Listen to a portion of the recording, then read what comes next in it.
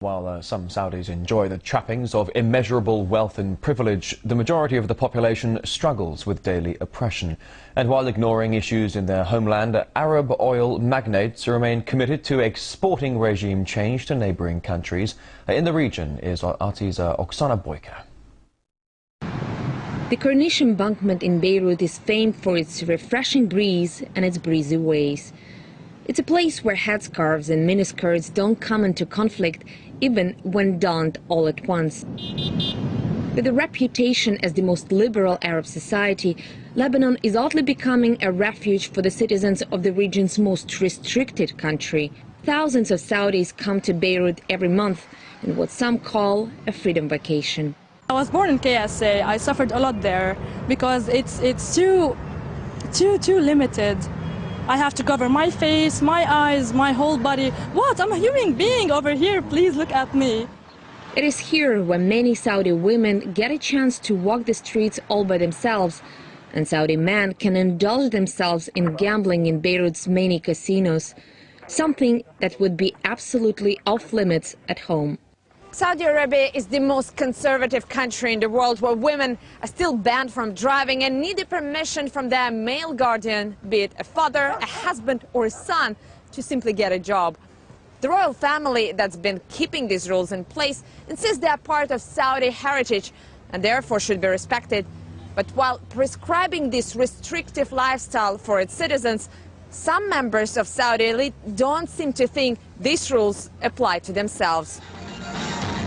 When it comes to cutting loose abroad, some of the Saudi establishment don't exactly present a picture of religious piety.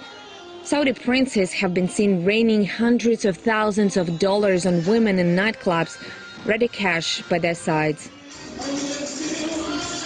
The excesses of the select few and restrictions for everybody else has not gone unnoticed, fueling public discontent that over the past year has been repeatedly met with live rounds. 4 protesters have been killed in Riyadh this year alone, with up to 50 arrested. In March, the country's religious council issued a fatwa that equated demonstrations to a sin, punishable by death. Once you have a demonstration in Saudi Arabia, typically that demonstration would be repressed harshly. And we have heard and seen many reports by independent reporters and human rights organizations verifying this fact. Demonstrations in Saudi Arabia are simply illegal. Yet, despite harsh treatment of its own protesters, Saudi Arabia has been very supportive of revolt elsewhere. Riyadh was among the first to push for international intervention in Libya, while in Syria it's believed to be the main financier of the rebels. When things did not move as expected, mainly because of the Russian and Chinese vetoes at the UN, I think they decided to play a major role, and by announcing even publicly that they're planning to arm the rebels in Syria. For all its rough tactics at home and abroad, KSA is never scolded by the USA.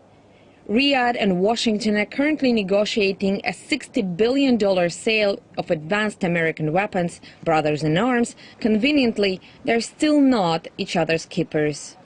Oksana Boyka, RT, Beirut, Lebanon.